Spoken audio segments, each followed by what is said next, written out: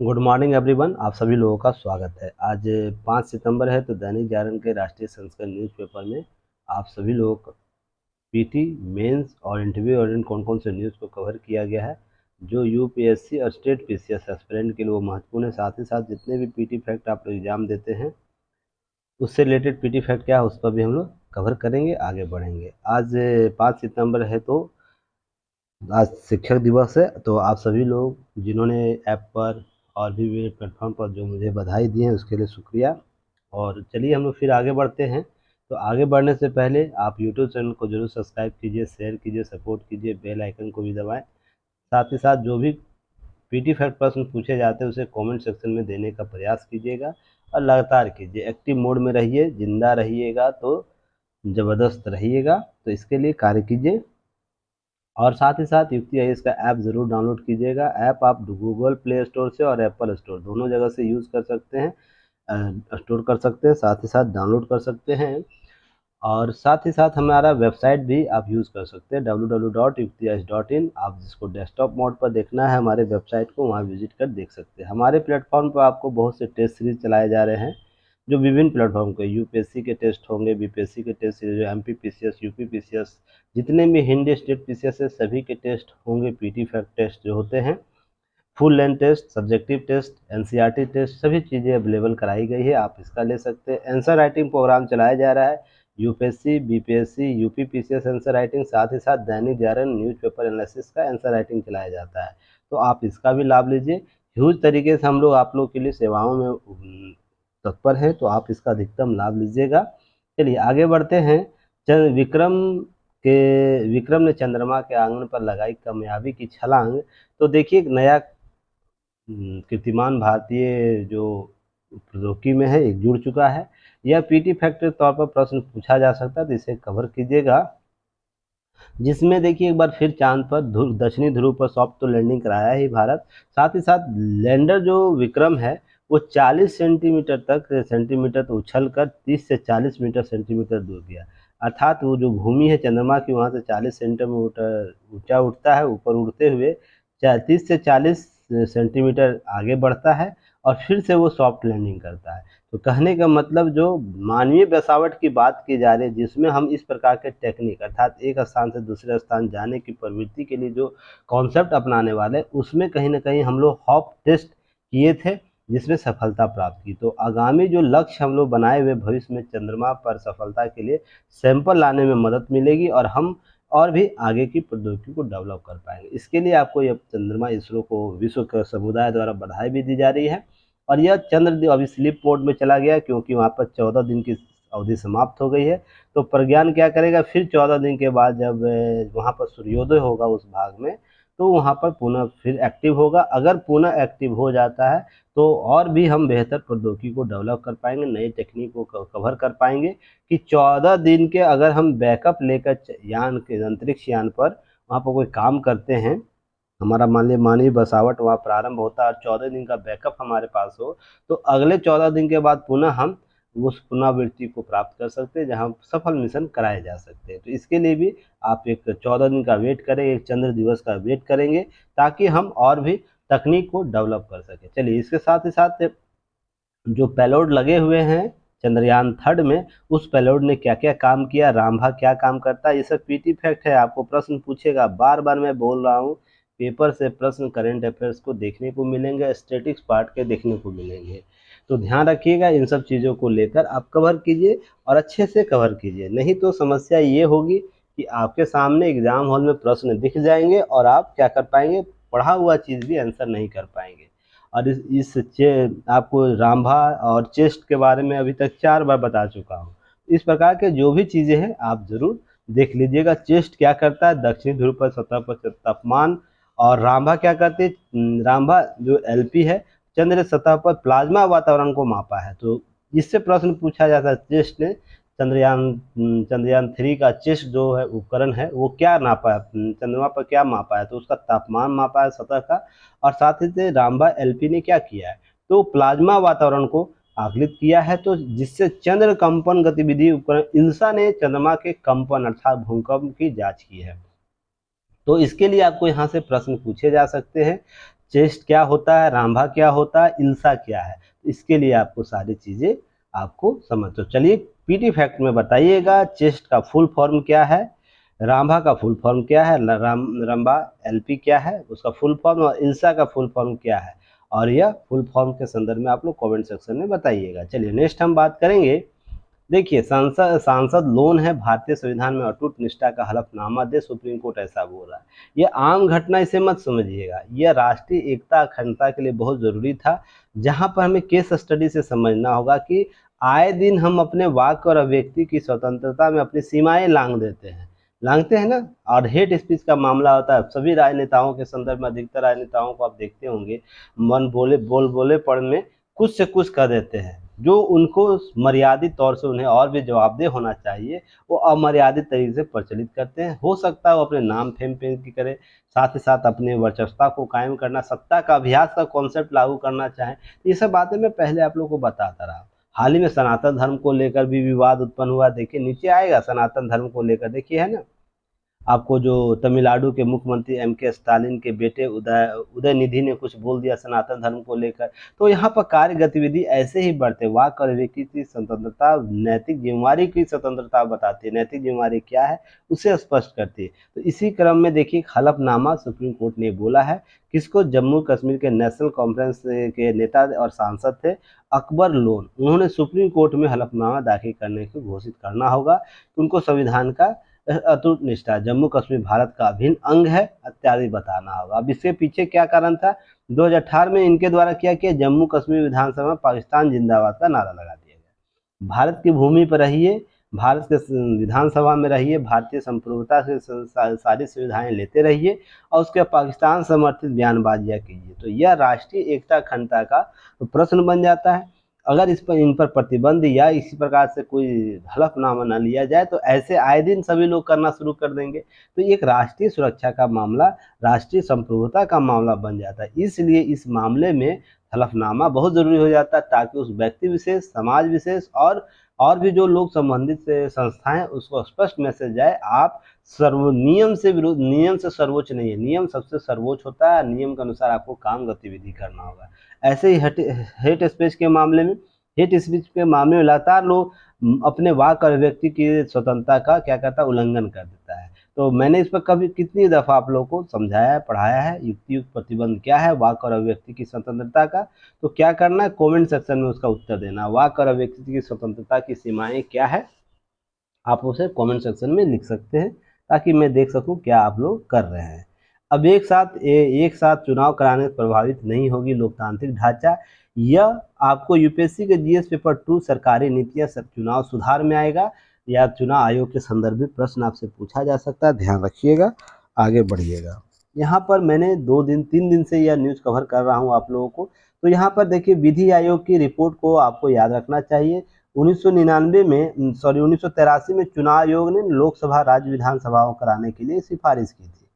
जब 1967 तक लास्ट चुनाव हुआ था, तो पुनः 1983 में चुनाव आयोग ने क्या किया, लोकसभा राज्य विधानसभाओं को चुनाव कराने की सिफारिश की थी। उसी उपलक्ष्य में चुनाव आयोग की 1983 में की गई एक सिफारिश के विधि आयोग ने क्या किया कि 30 अगस्त 2018 को एक ड्राफ्ट रिपोर्ट जारी किया, जिसमें बातें की गई कि सरकार जो 2000 विधि आयोग है, रिपोर्ट में कहा गया था कि आज भी देश में सदनों में समय पूर्व भंग होना, अर्थात 2018 की बात कर रही है रिपोर्ट में कही गई थी कि सदनों क्या समय पूर्व भंग हो जाते, मध्यावधि चुनाव बहुत हो रहा, इसलिए एक साथ चुनाव कराने में भारत के लोकतांत्रिक ढांचे को प्रभावित नहीं होगा। क्यों नहीं होगा, उसके पीछे उसने तर्क दिया था क्यों नहीं होगा, क्योंकि ड्राफ्ट में विधि आयोग ने कहा था कि उसने संवैधानिक सिद्धांतों, लोकतांत्रिक मुद्दों जैसे संघवाद, बेसिक स्ट्रक्चर आदि का भी समाधान से विचार किया, और बोला कि नागरिकों को जो अधिकारों में किसी तरह का समझौता हो, ऐसा नहीं होगा, क्योंकि समय पूर्व भंग होना, मध्यावधि मत देने का, चुनाव लड़ने का अधिकार विधायी और संवैधानिक है, यह मौलिक अधिकार नहीं है। ध्यान रखिए, विधिक अधिकार है, मत देने का अधिकार है, तो किसी प्रकार का संवैधानिक उल्लंघन भी नहीं माना जाएगा। और यह कतई भी यह समझने की जरूरत नहीं है कि एक साथ देश के चुनाव कराने संविधान का मूल ढांचा प्रभावित होता है। एक साथ चुनाव चलाने संविधान की 7वीं अनुसूची में दी गई तीनों सूचियों में किसी परिवेश में कोई बदलाव नहीं होता है, न ही इसमें केंद्र और राज्य की विधायी शक्तियों में कोई दखल होता है। इसलिए संघवाद की अवधारणा धक्के के दलील आधारहीन है। इसके मूल में यह समझिएगा, चुनाव कराने की प्रक्रिया की बात हो रही है, ठीक है ना, प्रक्रिया की बात हो रही है। क्या चुनाव एक साथ देश में कराए जा सकते हैं, इसकी बात हो रही है। एक ही समय में 2 पार्ट में हम चुनाव करा सकते हैं। सभी सांसद और सभी विधायकों के जो कार्यकाल है हम एक टर्मिनोलॉजी के तहत लागू कर सकते हैं, अर्थात यह चुनावी प्रक्रिया से संबंधित मामला है, अर्थात चुनाव संदर्भित मामला है। तो इसमें किसी प्रकार के संघवादी स्वरूप के उल्लंघन होने की बात नहीं होती, किसी भी संवैधानिक ढांचे की उल्लंघन की बात नहीं होती है। एक सुधार प्रक्रिया के तौर पर हमें देखना चाहिए और लोगों को इसमें अपना विचार रखना चाहिए। सबसे इम्पोर्टेंट बात है, जब तक हम संवाद के टेबल पर नहीं आएंगे तो हम बेहतर आउटपुट नहीं प्राप्त करेंगे। मैं लगातार इस बात पर बोलता हूँ, किसी भी विषय का समाधान, बेहतर विकल्प हमें संवाद के कॉन्सेप्ट से ही प्राप्त होता है। तो संवाद बहुत जरूरी है, इस पर चर्चा परिचर्चा करने की जरूरी है। कुल मिलाकर एक साथ चुनाव कराने के लिए जो विधि आयोग की रिपोर्ट है बहुत इंपॉर्टेंट हो जाती है, जो वर्तमान में जो अध्यक्ष पूर्व राष्ट्रपति के द्वारा जो बनाई गई है वो इन मुद्दों को ध्यान में रखेगी, केंद्र बिंदु में रखेगी और उस पर विचार करेगी। आगे मैं बात करता हूँ। चलिए, तब तक क्या करना है, युक्ति है इसका आप लोग चैनल को जरूर सब्सक्राइब कीजिए, शेयर कीजिए, सपोर्ट कीजिए, बेल आइकन और ऐप जरूर डाउनलोड कीजिए। साथ ही साथ टेलीग्राम चैनल युक्ति है इसका ज्वाइन कर लीजिएगा आप लोग। रीजन उसके पीछे, वहाँ पर बहुत सी चीज़ें आपको शेयर की जाती है, स्क्रीनशॉट शेयर किया जाता है पेपर का। साथ ही साथ आप लोग को टेलीग्राम पर MCQ सीरीज चलाया जाता है, डेली आपको चलाया जाता है, तो उसका भी अधिकतम लाभ लीजिए और चीज़ों को कवर कीजिए। चलिए आगे हम बढ़ते हैं। देखिए, जो ईना कृष्णमूर्ति हैं वो इंडोनेशिया में राजदूत हैं, भारतीय राजदूत हैं। उनके द्वारा कुछ बातें की गई हैं जो समझने की जरूरत है। हिंद प्रशांत को हम बड़ी शक्तियों का मंच बनते नहीं देखना चाहते हैं। इनके द्वारा एक बात की गई है, यह इंटरव्यू चल रहा था, साक्षात्कार कर रहा था, तो यह यूपीएससी के जीएस पेपर 2 द्विपक्षीय संबंध में कुछ आपको पॉइंट दे सकता है, जैसे कि भारत और इंडोनेशिया के बीच किन किन मुद्दों पर कार्य हो रहा है। तो गरीबी पर काम हो रहा है, महिलाओं को सशक्त करने के ढांचागत क्षेत्र में विकास मुद्दों प्राथमिकता दे रहे, ऊर्जा सुरक्षा, खाद्य सुरक्षा, कारोबार और निवेश, डिजिटल विकास जैसे मुद्दों पर भी हम आगे काम करना चाहते हैं। भारत इंडोनेशिया में बन रही नई राजधानी में इन्वेस्ट करने जैसी अवधारणा पर भी काम करे, ऐसा इनका इच्छा है, ऐसा किया जा सकता है, ऐसी बातें बोली जा रही है। अब इंडोनेशिया किसी परिस्थिति में इनके द्वारा बोला गया, हिंद प्रशांत क्षेत्र में अभी बहुत सारी गतिविधियां को केंद्र बिंदु बना। एक तरफ जहां कई देश आपसी हित यहाँ टकरा रहे हैं, तो एक दूसरे के प्रति संदेह भी बन रहा है। दुनिया की बड़ी शक्तियां के बीच प्रतिद्वंदता बढ़ रही। कहने का मतलब, मैंने हिंद प्रशांत महासागर क्षेत्र में जो आप लोगों को चीज़ें बताई है, उन्हीं संदर्भित चीज़ों को यहाँ इनके द्वारा बताया जा रहा है, जहाँ पर आपसी समझ विकसित करने की बात हो रही है। साथ ही साथ हम एक वर्चस्व का जो सिद्धांत है लागू नहीं होना देना चाहते हिंद प्रशांत क्षेत्र में, जैसे अमेरिका या समर्थित जो उसके देश है वो किया करते हैं, या चीन रूस अपना एक तरफी नज़रिया रखते हैं। पर हम इस मुद्दे पर हिंद प्रशांत क्षेत्र में जो भी देश इसमें शामिल होते हैं वहाँ पर सहभागी प्रवृत्ति की बात करते हैं। अब है इसके साथ साथ हम बात करना चाहते हैं, जैसे जलवायु खाद्य सुरक्षा की बात करते हैं, ऊर्जा सुरक्षा की बात करते हैं, जलवायु परिवर्तन की बात करना चाहते हैं, जैसे इंडोनेशिया के संदर्भ में हम लोग चर्चा परिचर्चा करेंगे। क्यों चर्चा हो रही है, क्योंकि हाल ही में आपको वहाँ पर कल से भी आसियान का सम्मेलन होने वाला है, तो उस पर भारतीय प्रधानमंत्री का वहाँ पर आगमन होगा, वहाँ जाएंगे, अपनी बातों को रखेंगे, तो इसलिए चर्चा परिचर्चा का बिंदु बना हुआ है। अब G20 सम्मेलन में 28 देश वैश्विक संगठन के महाकुंभ में शामिल होंगे, तो पीटी फैक्ट है, इसे जरूर आप लोग कवर कीजिएगा। जीएस पेपर 2 में अंतर्राष्ट्रीय संगठन बहुपक्षीय संबंध में, देखिए 8 सितंबर से 10 सितंबर तक ये आयोजन चलेगा, राजधानी में चलेगा, दिल्ली में चलेगा। ध्यान रखिएगा 28 देश और दर्जनों लोग शामिल होंगे। अमेरिका सबसे अमीर देशों का समूह G7 और दूसरी तरफ चीन गठजोड़ भी इसमें शामिल होगा, बातें की गई हैं। अब यहाँ पर बहुत सी बातें की गई, मुद्दे किए गए हैं, जिस पर चर्चा परिचर्चा कल आपको जिस दिन होगा उस दिन हम लोग देखेंगे। कुछ आंकड़े दिए गए, इसे जरूर लगातार आप लोग देखते रहिएगा। यहाँ से प्रश्न यूपीएससी ने पूछा है, तो स्टेट लेवल पर भी तो पूछा जा सकता है। यह विश्व के 85% GDP का प्रतिनिधित्व करता है, जो 19 देश और प्लस एक यूरोपियन संघ है, कुल मिलाकर 20 देश। याद रखिएगा इसमें कौन कौन से, लगातार आप लोग इसकी सूची बना के रखिएगा याद। यह दुनिया के विश्व के कुल जीडीपी का 85%, वैश्विक कारोबार का 75% अपने पास रखता है। यह आज विश्व के दुनिया का आर्थिक संकट पैदा होता जा रहा है, इसको लेकर चिंताएं व्यक्त की जा रही है, इस पर चर्चा परिचर्चा होगी, ऐसी बातें की जा रही है। ध्यान रखिएगा, इस पर जब मीटिंग होंगे हम विस्तृत चर्चा करेंगे। अब मोदी के नेतृत्व में रॉकेट की गति से बढ़ रहा भारत, यह देखिए किसके द्वारा प्रकाशित किया गया है। यह एक दैनिक टेलीग्राफ जो मैगजीन है उसके द्वारा, पेपर है, उसके द्वारा यह प्रकाशित किया गया है, दैनिक टेलीग्राफ जो है।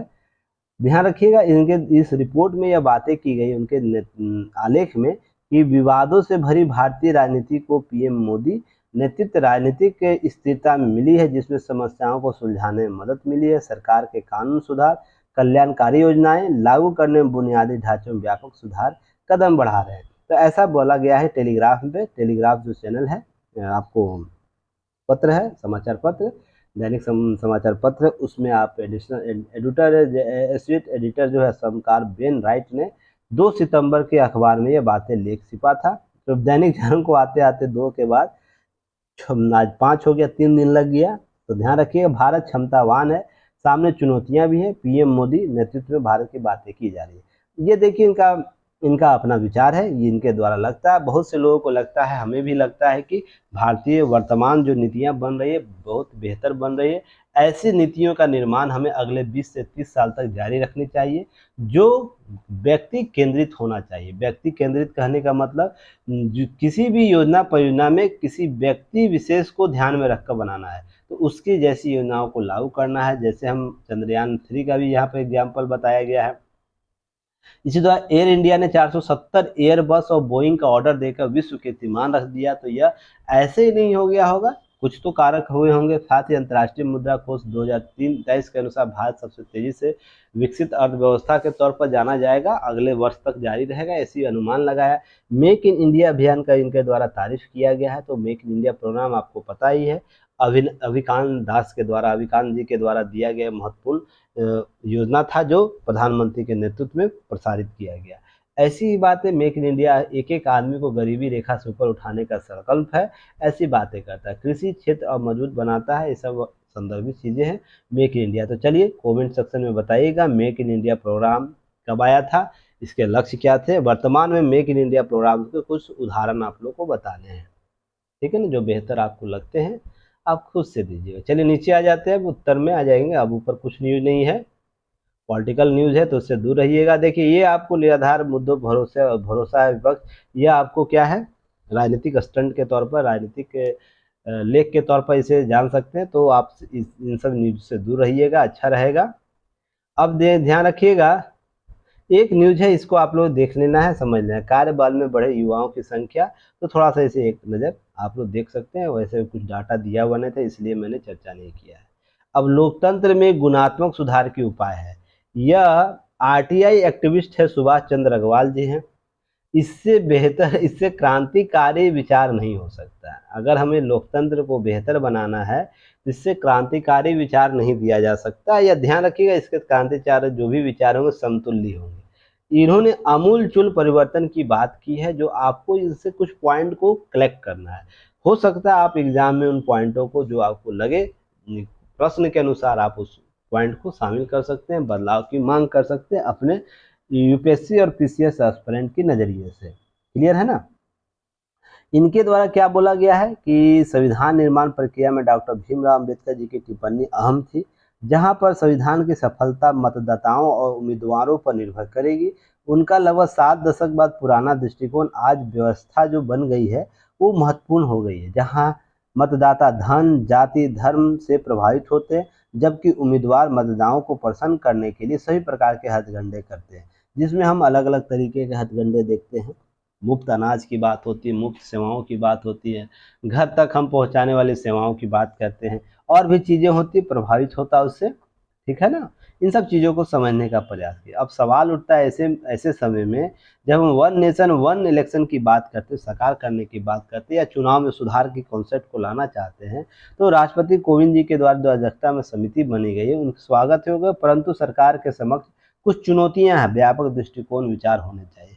सबसे पहले क्या करना चाहिए, क्या नहीं करना चाहिए, इन संदर्भों की बात करेंगे और इनके द्वारा क्रांतिकारी विचार दिएगा। अगर ऐसा कर भी लिया जाता है, नाम मात्र की बहुत सी सुधार परियोजनाएं लागू की जा सकती हैं चुनाव आयोग के द्वारा। बहुत से लोकतांत्रिक मान्यताओं में हम बेहतर सुधार कर सकते हैं। जैसे सबसे पहले मतदाताओं के अपनी सिक्योरिटी खो देने वाले प्रत्याशियों को, जिसमें जमानत जब्त होने वाले जो प्रत्याशी होंगे, उनको क्या करना, अगले 6 वर्ष तक चुनाव न लड़ने पर प्रतिबंधित किया जाना चाहिए। अर्थात जो चुनाव में एक ही सीट पर बहुत से लोग खड़ा हो जाते हैं, जिससे हमें अलग प्रकार का प्रशासनिक आपको क्षमताओं का हनन, प्रशासनिक क्षमताओं की समस्याएं उत्पन्न होती है, उसको रोकने के लिए यह सबसे इम्पोर्टेंट है। कोई भी चीज़ें सिस्टमेटिक ढंग से होनी चाहिए, यह बात इनके द्वारा की गई है।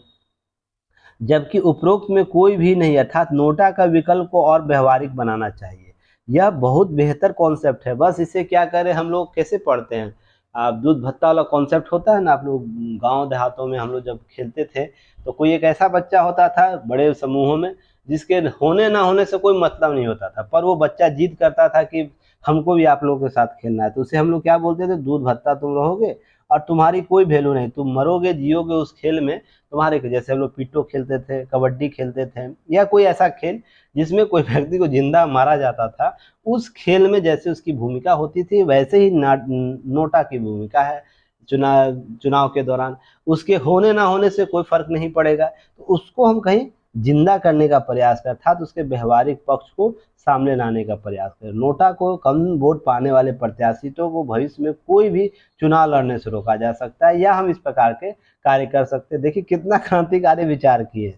इनके विचार को अगर मान लिया जाए तो एक तरह से हम लोकतांत्रिक मान्यताओं को कम कर देंगे, कि जहाँ पर बेहतर सहभागी की बात की जा रही है, पार्टिसिपेट की बात की जाती है, अधिक से अधिक लोगों तक चुनाव प्रक्रियाओं को ले जाने की बात होती है, अधिक से अधिक लोगों को क्या होता है, हम चुनाव में भागीदार अपने विचार रखने की बात की जाती है। उन विचारधाराओं में विपरीत इनकी विचारधारा हो जाती है। पर इनके विचारों को कुछ अंशों को तो हम लागू कर सकते हैं, जैसे नोटा को हम व्यवहारिक कर सकते हैं, या जो नोटा में सबसे कम होगा उसको अगले 1-2 चुनाव तक वर्जित कर देंगे, फिर से उन्हें कार्य स्टडी करने देंगे, उसके बाद आइए लड़िए, फिर से अपनी स्थिति को मजबूत कीजिए। साथ ही साथ क्या करेंगे, इसके बाद यदि कोई किसी सीट से नोटा जीतने की स्थिति में हो तो ठीक बाद वाले प्रत्याशी को निर्वाचित घोषित किया जाएगा। ऐसे भी किया जा सकता है, ये बेहतर कदम इनके द्वारा बताया। सदन में 75% से कम उपस्थिति वाले सांसदों और विधायकों को अगले 6 वर्षों को कोई चुनाव लड़ने की अनुमति नहीं देना। अब इनके थ्योरी पर अगर बात की जाए, देखिए 75% कम उपस्थिति अर्थात अटेंडेंस की बात इनके द्वारा की जाती है। जो गण पूर्ति की बात होती है उसमें जो अटेंडेंस बनता है उसकी बात की जा रही है। तो ये टीचर मॉनिटर होंगे, इनको भी कभी कभी प्रताड़ित किया गया होगा उनके शिक्षक द्वारा, तो 6 वर्षों के इनके द्वारा चुनाव में बोल रहे हैं कि अनुमति नहीं दी। हाँ, यह जरूर किया जा सकता है, अगर यह नहीं अपनाया जाए, पर इनके टॉपिक से ये बात की जा सकती है कि जो सीरियस नहीं रहते हैं अपने उपस्थिति दर्ज करने के लिए, तो उनके लिए चुनावी मद रोका जा सकता है, उनको कुछ और भी विकल्प अनुशासनात्मक कार्रवाई की जा सकती है, या अगले चुनाव तक उनको क्या हो सकता है, रोक लगा दी जा सकती है। तो इस तरह एक्टिवनेस आएगा। 6 साल कहने का अर्थ समझ रहे हैं, वो पूरी तरह राजनीतिक निष्क्रियता का स्थिति बन जाएगा, वो व्यक्ति फिर निष्क्रियता के तौर पर आएगा। हालांकि इसके पॉजिटिव इम्पैक्ट भी हो सकते हैं, पर यह एक्सट्रीम लेवल पर हो जाएगा। किसी भी व्यक्ति को बात बात पर हम क्या करेंगे, हमारे यहाँ सहभागी लोकतंत्र है ना, लोगों की सहभागिता अधिक से अधिक होगी, जहाँ हम लोकतंत्र को और भी बेहतर बना सकेंगे और भी सशक्त बना सकेंगे। उसमें इस प्रकार के एक्सट्रीम लेवल की सजा अगर हम दे देते हैं, मान लीजिए राहुल गांधी के मामले में अगर किसी मोदी को उन्होंने कह कर क्या कहते हैं, मोदी को कहकर उनको द्वारा अपमानित किया गया था, तो अगर उन मामले में हम उनको एक नैतिक दायित्व दे देते कि अगले चुनाव तक आपको है ना क्या किया जाएगा, आपको रोका जाएगा, या तो हम ये कह सकते हैं कि आपको सांसद के प्रक्रियाओं में भाग नहीं लिया जाना चाहिए, या माफ़ी मांग लीजिए डायरेक्ट, ऐसे भी कह सकते थे। पर उनको सज़ा दे देना और अगले चुनाव तक उनको 2 वर्ष की सज़ा हो जाना, उसके बाद हम चुनाव को जो प्रक्रिया है जो लंबे समय से रोका जा सकता है, ऐसी प्रक्रिया हम लोकतांत्रिक मान्यताओं को कम करते हैं, और ऐसा नियम नहीं भी होना चाहिए। ध्यान रखिएगा, हम कहीं ना कहीं लोकतंत्र के मूलाधार को घात करते हैं, उस पर आघात करते हैं। अब सांसदों का बायोडाटा अपने सभी विवरण अनिवार्य रूप से भरने होंगे। यह बहुत जरूरी है, यह होना चाहिए मेरे अनुसार भी, क्योंकि संसद में सांसदों का जो बायोडाटा वो क्लियर होना चाहिए। जो भी उनके रिलेशन है, आप इनके आपको बैंक स्टेटमेंट इनको होना चाहिए, बैंक के डॉनिंग स्टेटमेंट हो, जाए मदर बैंक और सिस्टर बैंक जो अकाउंट होता उसकी यहाँ पर चर्चा होनी चाहिए। तो यहाँ पर ध्यान रखिए, जितने भी इनके किसी सांसद के रिलेटिव होंगे उनके सारे बैंक स्टेटस आपको देने होंगे। ऐसा किया जा सकता है ताकि आप पर सार्वजनिक डोमेन पर रहेगा तो आप पर नियंत्रण स्थापित किया जा सकता। और किसी सांसद का मान लीजिए आपको अभी 10 लाख रुपया दिखा रहे, 10 लाख मेरे पास है, और सांसद बनने के बाद अगले कार्यकाल बाद उनके मान लीजिए 100 लाख हो गया, तो यह कैसे हुआ इसका हलफनामा जरूर देना होगा। अगर किसी अनैतिक तरीके से तो होगा ही, जब किसी व्यक्ति का 10 लाख रुपया वर्तमान है, एक सांसदीय काल में उनका 100 लाख हो जाता है, अर्थात 1 अरब हो जाता है, तो कहीं ना कहीं तो मामला गड़बड़ है ना। तो इस पर चुनाव आयोग को और भी सशक्त निर्णय अधिकार दिए जाने चाहिए, जहां पर हमें चुनाव आयोग को सशक्तिकरण करने की बात, उनको दंड का प्रावधान उनको होना चाहिए, जहां पर किसी सांसद को है ना, सांसद को इसके संदर्भ में आपको रोकने के संदर्भ उनको अधिकार प्राप्त होने चाहिए, ऐसी बात की जा सकती है। साथ ही नियम मानदंडों को व्यापक बनाना चाहिए, ये सब बातें की गई है। अब बहुत सी इनके द्वारा किया गया है। ध्यान रखिएगा, राज्यपाल पद पर आसीन व्यक्ति को होने पर व्यक्ति सक्रिय राजनीति हमेशा लिए छोड़ देनी चाहिए।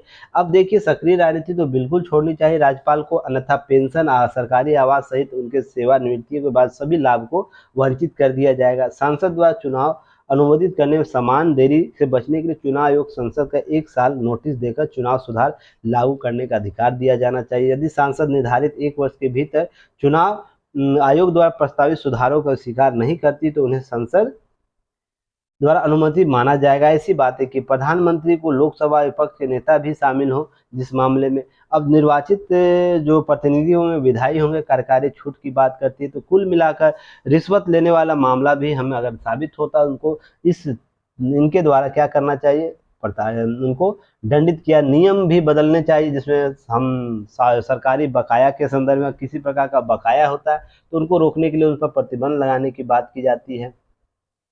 कुल मिलाकर राजनीतिक भ्रष्टाचार को यह कम करने की बात करते हैं। तो यह बहुत ही सराहनीय कदम हो सकता है, इनके कुछ अंशों को सकारात्मक रूप से शामिल करने से। अब स्ट्रीम लेवल पर जो होगा, जहां पर 6 वर्ष की सजा देने की बात करते हो, कार्यकाल को रोकने की बात करें, स्ट्रीम लेवल पर हो जाएगा। उसके लिए हम विकल्प अन्य भी ला सकते हैं। कुल मिलाकर चुनाव आयोग को क्या करना, सशक्त करने की बात करते। इस प्रकार का हम काम करते तो और भी बेहतर प्रबंधन किया जा सकता है। तो इस प्रकार हम लोग फिर कल मिलते हैं आपके दैनिक जागरण न्यूज़पेपर एनालिसिस में। नीचे कुछ नहीं है, नीचे आपको एक न्यूज़ है, यहाँ पर आप देख सकते हैं। अभी कुछ इस पर डाटा नहीं था, इसमें मैं चर्चा नहीं कर रहा हूँ। खर्च होंगे 3 लाख करोड़, तो इसके लिए रोड मैप जल्द ही आएगा, तो उसको हम लोग चर्चा करेंगे। उसके बाद यूपीआई में मिलेगा कर्ज, ऐसी बात की जा रही है, तो जब ये स्टेप आएगा उस पर हम लोग चर्चा करेंगे। और भी नीचे न्यूज़ था, एक न्यूज़ होगा, सॉरी मुझसे मिस हो रहा था अभी। चलिए नीचे आ जाइए। यहाँ पर पीटी फैक्ट के तौर पर देख लीजिएगा, मलिंगा का हैट्रिक लेने का रिकॉर्ड है 2 बार। तो यह वर्ल्ड कप में, वनडे वर्ल्ड कप में हैट्रिक लेने वाली सूची है। तो पीटी फैक्ट के तौर पर इसे आप लोग देख लीजिएगा, कौन कौन लिए हैं, भारत के पहले व्यक्ति कौन थे, सभी की चर्चा की गई है। एक देखिए यहाँ, विदेशी प्रजातियों का आक्रमण से जैव विविधता को खतरा है। तो यह आपको यूपीएससी के जीएस पेपर 3 में जैव विविधता, जैव प्रौद्योगिकी, जैव विविधता और विदेशी जातियों के आक्रमण जो होते हैं, आपको जैव विविधता में वहाँ से प्रश्न आपको पूछ सकता है। यहाँ पर सभी चीज़ें चर्चा पर चर्चा की गई, कोई विशेष चीज़ नहीं है, अलग से बातें नहीं की गई, आंकड़े दिए गए हैं, कितने % इसका प्रभाव होता है, एलियन समूह क्या होता है, सभी चर्चा। यह कैसे देसी प्रजातियों के लिए खतरा होता है, इसके बारे में चर्चा पर चर्चा किया है। तो आप इसे अच्छे तरीके से समझ सकते हैं। इस पर कोई स्पेशल चीज़ एक्स्ट्रा नहीं बतानी है जो मेरे द्वारा बताया जा सकता है, बहुत ही बेहतर क्लियरफाइड करके दिया गया, इसे देख लीजिएगा। फिर चलिए हम लोग कल मिलते हैं, तब तक के लिए धन्यवाद, जय हिंद।